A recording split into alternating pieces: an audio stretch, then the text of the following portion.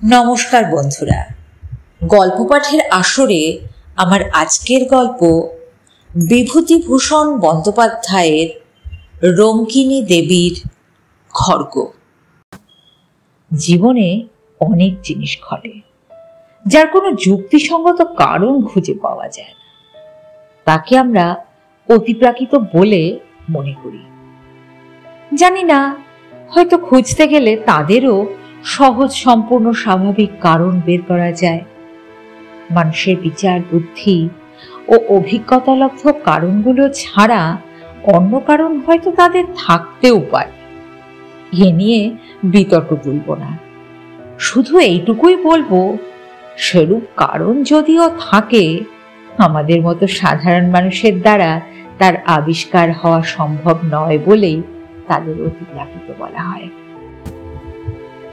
আমার জীবনে একবার এইরূপ একটি ঘটনা ঘটেছিল, যার যুক্তিযুক্ত কারণ তখন বা আজ কোনোদিনই খুঁজে পাইনি।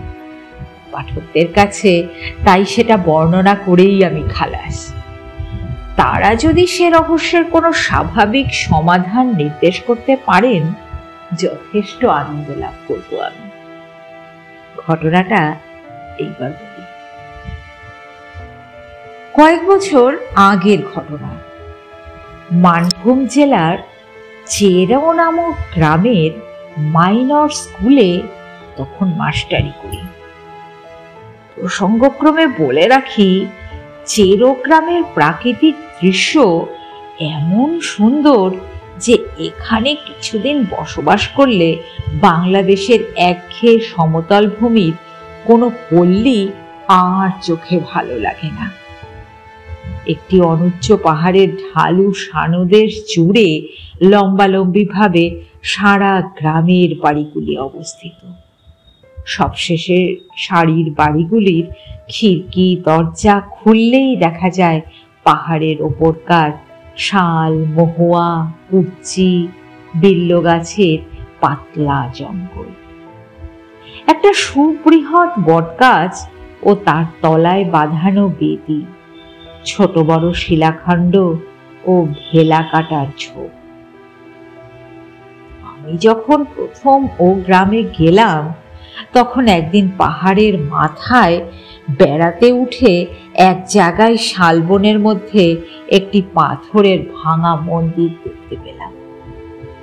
সঙ্গে ছিল আমার দুটি উপরের ক্লাসের ছাত্র, তাহারা মানভূমবাসী বাঙালি। একটা কথা, চেরো গ্রামে বেশিরভাগই আদিবাসী মাদ্রাজি, যদিও তারা বেশ বাংলা বলতে পারে। অনেকে বাংলা আচার ব্যবহারও অবলম্বন করেছে। কি করে মানভূম জেলার মাঝখানে এতগুলি মাদ্রাজি আদিবাসী এসে বসবাস করলো, তার ইতিহাস কিন্তু আমি বলতে পারি না। মন্দিরটি কালো পাথরের এবং একটু অদ্ভুত ধরনের গঠন তার, অনেকটা যেন চাঁচড়া রাজবাড়ির 10 মহাবিদ্যা মন্দিরের মতো ধরনটা। এই অঞ্চলে এইরকম গঠনের মন্দির আমার আর চোখে পড়েনি। তাছাড়া মন্দিরটি সম্পূর্ণ পরিত্যক্ত ও বিগ্রহ শূন্য। দক্ষিণের দেওয়ালের পাথরের চাই কিছুটা ধসে পড়েছে, দরজা নেই, শুধু আছে পাথরের চৌকাঠ। মন্দিরের মধ্যে চারিপাশে বন তুলসীর ঘন জঙ্গল। সন্ধ্যার আকাশের পটভূমিতে সেই পাথরের বিগ্রহহীন ভাঙা মন্দির আমার মনে কেমন এক অনুভূতির সঞ্চার করে। আশ্চর্যের বিষয়, অনুভূতিটা ভয়ের। ভাঙা মন্দির দেখে মনে ভয় কেন হলো, এ কথা তারপর বাড়ি ফিরে অবাক হয়ে ভেবেছি। তবুও অগ্রসর হয়ে যাচ্ছিলাম মন্দিরটা ভালো করে দেখতে। একজন ছাত্র বাধা দিয়ে বলল, যাবেন না স্যার ওদিকে। কেন? জায়গাটা ভালো না, সাপের ভয় আছে সন্ধ্যাবেলা। তাছাড়া লোকে বলে অনেক রকম ভয় ভীতি আছে, মানে অমঙ্গলের ভয়। কেউ ওদিকে যায় না। ওটা কি মন্দির? ওটা রঙ্কিনী দেবীর মন্দির স্যার।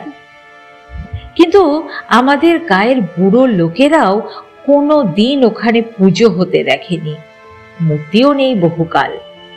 ওই রকম জঙ্গল হয়ে পড়ে আছে আমাদের বাপ ঠাকুর দাদার আমল থেকেও, তারও আগে থেকে। চলুন স্যার নামি। ছেলে দুটো যেন একটু বেশি তাড়াতাড়ি করতে লাগলো নামবার জন্য। রঙ্কিনী দেবী বা তার মন্দির সম্বন্ধে দু একজন বৃদ্ধ লোককে এরপর প্রশ্নও করেছিলাম, কিন্তু আশ্চর্যের বিষয় লক্ষ্য করেছি তারা কথাটা এড়িয়ে যেন যেতে চায়। আমার মনে হয়েছে রঙ্কিনী দেবী সংক্রান্ত কথাবার্তা বলতেও যেন তারা ভয় পায়। আমিও আর সে বিষয়ে কাউকে কিছু জিজ্ঞাসা করা ছেড়েই দিলাম। বছরখানেক কেটে গেল।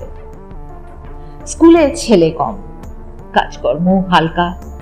অবসর সময় এ গ্রামে ও গ্রামে বেরিয়ে এই অঞ্চলের প্রাচীন পট, পুঁথি, কট ইত্যাদি সংগ্রহ করতে লাগলাম। হে বাতি আমার অনেক দিন থেকেই আছে। নতুন জায়গায় এসে বাতিকটা আরো বেড়ে গেল। চেরোগ্রাম থেকে মাইল ৫-৬ দূরে জয়চণ্ডী পাহাড়। এখানে খাড়া উঁচু একটা অদ্ভুত গঠনের পাহাড়ের মাথায় জয়চণ্ডী ঠাকুরের মন্দির আছে। পৌষ মাসে বিশাল মেলা বসে। বিএনআর লাইনের একটা ছোট স্টেশনও আছে এখানে। এই পাহাড়ের কাছে একটা ছোট বস্তিতে কয়েক ঘর মানভূম প্রবাসী উড়িয়া ব্রাহ্মণের বাস। এদের মধ্যে চন্দ্রমোহন পাণ্ডা নামে একজন বৃদ্ধ ব্রাহ্মণের সঙ্গে আমার খুব আলাপ হয়ে গেল। তিনি বাঁকা বাঁকা মানভূমের বাংলায় আমার সঙ্গে অনেক রকম গল্প করতেন। পট, পুঁথি, ঘট সংগ্রহের অবকাশে আমি জয়চণ্ডীতলা গ্রামের চন্দ্রমোহন পাণ্ডার কাছে বসে তার মুখে এদেশের কথা শুনতাম। চন্দ্রপাণ্ডা আবার স্থানীয় ডাকঘরের পোস্টমাস্টারও। এদেশে প্রচলিত কত রকমের আজগুবি ধরনের সাপের, ভূতের, ডাকাতের ও বাঘের, বিশেষ করে বাঘের, কারণ বাঘের উপদ্রব এখানে খুব বেশি। গল্প যে বৃদ্ধ চন্দ্রপাণ্ডার মুখে শুনেছি এবং সেই সব গল্প শোনবার লোভে কত আষাঢ়ের ঘন বর্ষার দিনে বৃদ্ধ পোস্টমাস্টারের বাড়িতে গিয়ে যে হানা দিয়েছি তার হিসেব করতে পারি না। মানভূমের এইসব অরণ্য অঞ্চল সভ্য জগতের কেন্দ্র থেকে অনেক দূরে অবস্থিত। এখানকার জীবনযাত্রাও একটু স্বতন্ত্র ধরনের। যতই অদ্ভুত ধরনের গল্প হোক, জয়চণ্ডী পাহাড়ের ছায়ায় শালবন বেষ্টিত ক্ষুদ্র গ্রামে বসে বৃদ্ধ চন্দ্রপাণ্ডার বাঁকা বাঁকা মানভূমের বাংলায় সেগুলো শোনার সময় মনে হতো, এদেশে এরও ঘটে, এ আর বিচিত্র কি? এ তো কলকাতার বালিগঞ্জের কথা নয়। সেদিন কথায় কথায় চন্দ্রপাণ্ডা বললেন, চেরো পাহাড়ের রঙ্কিনী দেবীর মন্দির দেখেছেন? আমি একটু আশ্চর্য হয়ে বৃদ্ধের মুখের দিকে তাকালাম। রঙ্কিনী দেবী সম্বন্ধে এ পর্যন্ত আমি আর কোনো কথা কারো মুখে শুনিনি। সেদিন সন্ধ্যায় আমার ছাত্রটির কাছে যা সামান্য কিছু শুনেছিলাম তাছাড়া। বললাম, মন্দির দেখেছি, কিন্তু রঙ্কিনী দেবীর কথা জানবার জন্য যাকেই জিজ্ঞেস করেছি সেই চুপ করে গেছে, কিংবা অন্য কথা পেরেছে। এর কারণ কিছু বলতে পারেন আপনি? চন্দ্রপাণ্ডা বললেন, রঙ্কিনী দেবীর নামে সবাই ভয় পায়। কেন বলুন তো? মানভূম জেলায় আগে অসভ্য বুনো জাত বাস করত, তাদের দেবতাও। ইদানিং হিন্দুরা এসে যখন বাস করলে উনি হিন্দুদেরও ঠাকুর হয়ে গেলেন। তখন তাদের মধ্যে কেউ মন্দির করে দিলেন। কিন্তু রঙ্কিনী দেবী হিন্দু দেবদেবীর মতো নয়, অসভ্য বর্ণজাতির ঠাকুর। আগে ওই মন্দিরে নরবলি হতো। 60 বছর আগেও রঙ্কিনীর মন্দিরে নরবলি হয়েছে। অনেকে বিশ্বাস করে রঙ্কিনী দেবী অসন্তুষ্ট হলে আর রক্ষা নেই, অপমৃত্যু আর অমঙ্গল আসবেই তাহলে। এরকম অনেকবার নাকি হয়েছে। একটা প্রবাদ আছে এই অঞ্চলে, দেশে মরক হবার আগে রঙ্কিনী দেবীর হাতের খাড়া রক্ত মাখা দেখা যেত। আমি যখন প্রথমে দেশে আসি, সে আর 40 বছর আগের কথা। তখন প্রাচীন লোকেদের মুখে এই কথাই শুনেছিলাম। রঙ্কিনী দেবীর বিগ্রহ দেখেছিলেন মন্দিরে? না, আমি এসে পর্যন্ত ওই ভাঙা মন্দিরই দেখছি। এখান থেকে কারা যেন বিগ্রহটি নিয়ে যায় অন্য কোনো দেশে। রঙ্কিনী দেবীর এসব কথা আমি শুনতাম ওই মন্দিরের সেবায়ত বংশের এক বৃদ্ধের মুখে।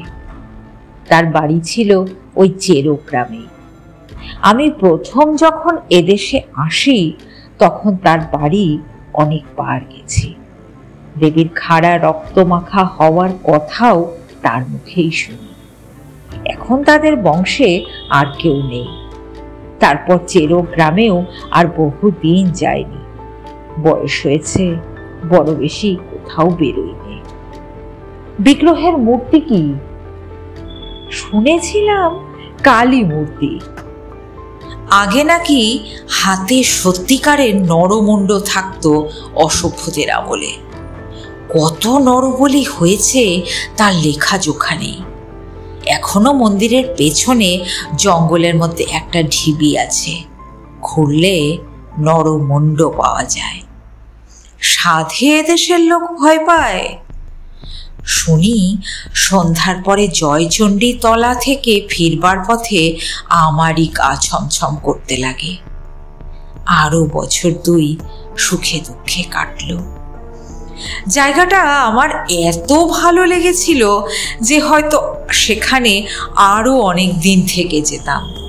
কিন্তু স্কুল নিয়েই বাঙালিদের সঙ্গে মাদ্রাজিদের বিবাদ বাঁধল। মাদ্রাজিরা স্কুলের জন্য বেশি টাকা কড়ি দিত।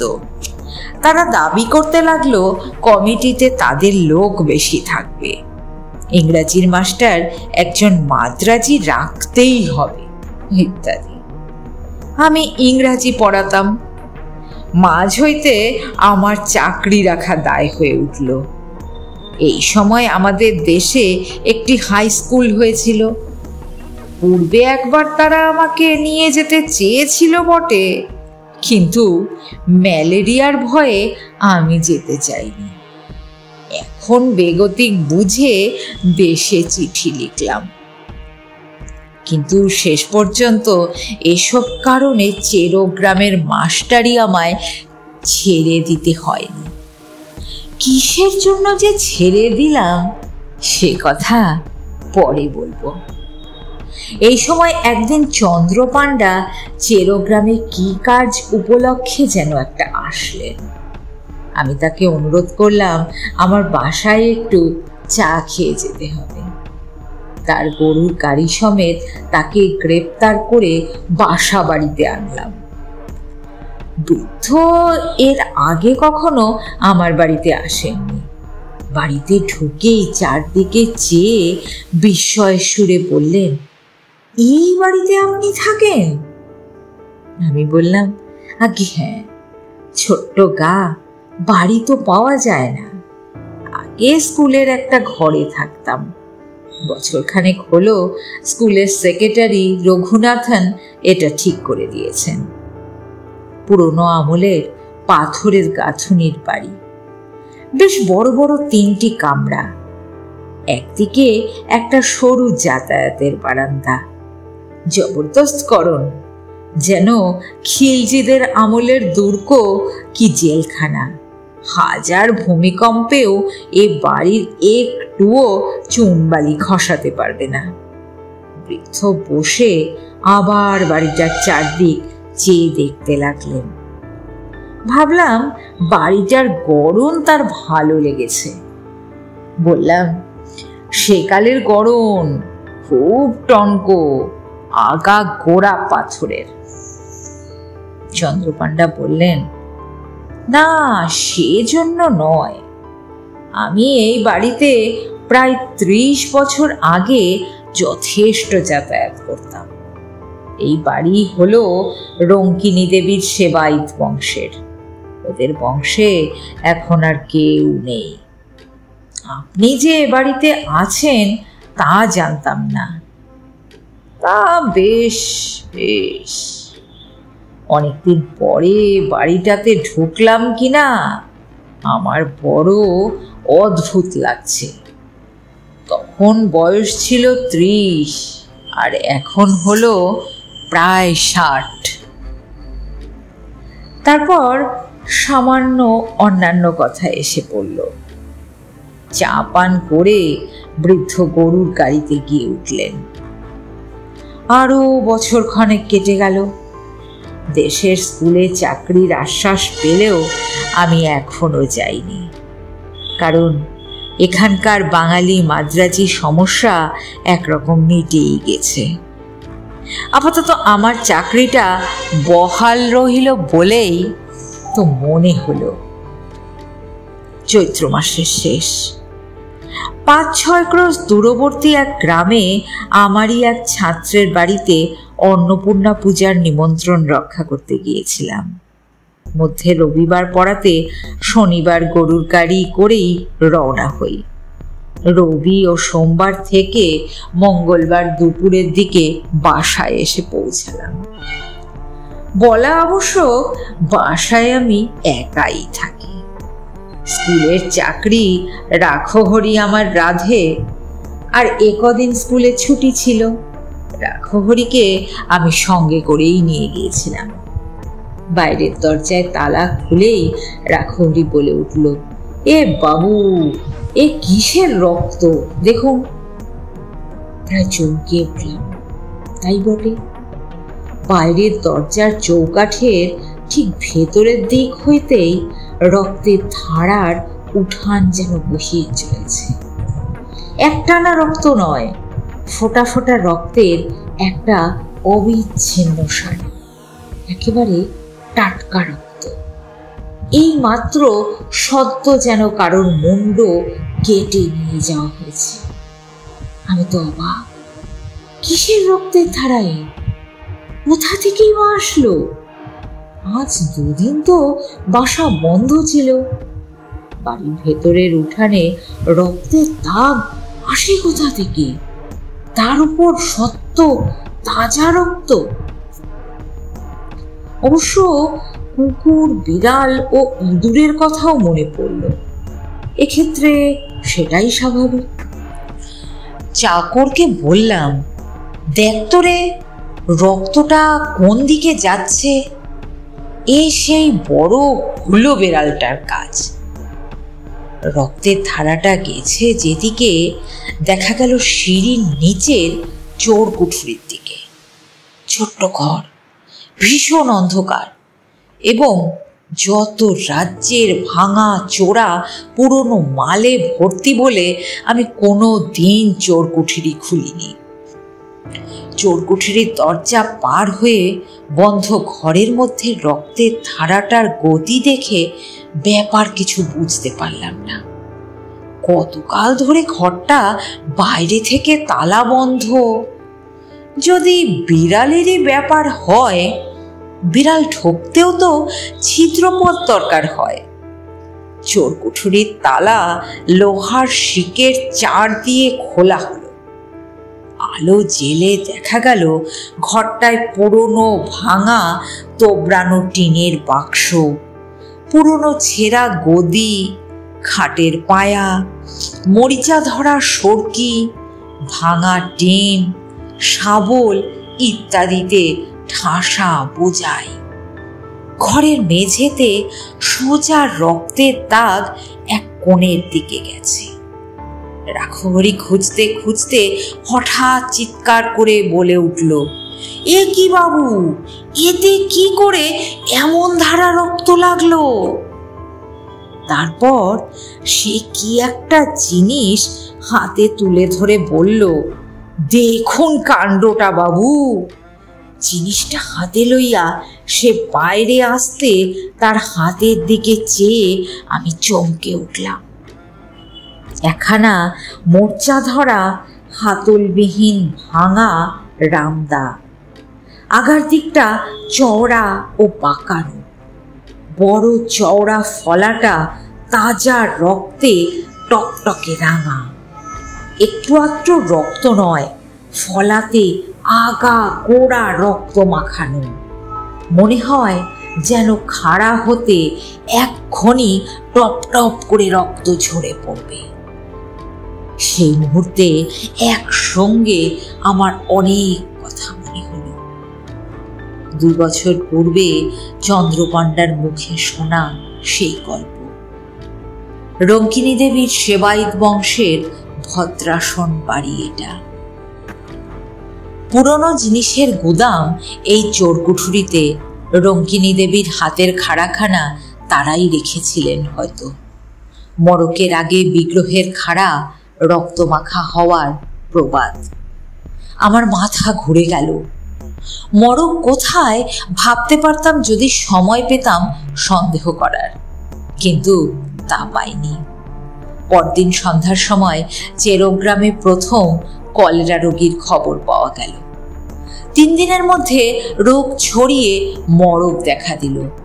প্রথমে চেরো, তারপর পাশের গ্রাম কাজরা, ক্রমে জয়চণ্ডীতলা পর্যন্ত মড়ক বিস্তৃত হলো। লোক মরে ধুলধাবার হতে লাগলো। চেরোগ্রামের মাদ্রাজি বংশ প্রায় কাবার হয়ে গেল। মড়কের জন্য স্কুল বন্ধ হয়ে গেল। আমি দেশে পালিয়ে আসলাম। তারপর আর কখনো চেরোতে যাইনি। গ্রীষ্মের বন্ধের পূর্বেই দেশের স্কুলের চাকরিটা পেয়েছিলাম। সেই থেকে রঙ্কিনী দেবীকে মনে মনে ভক্তি করি।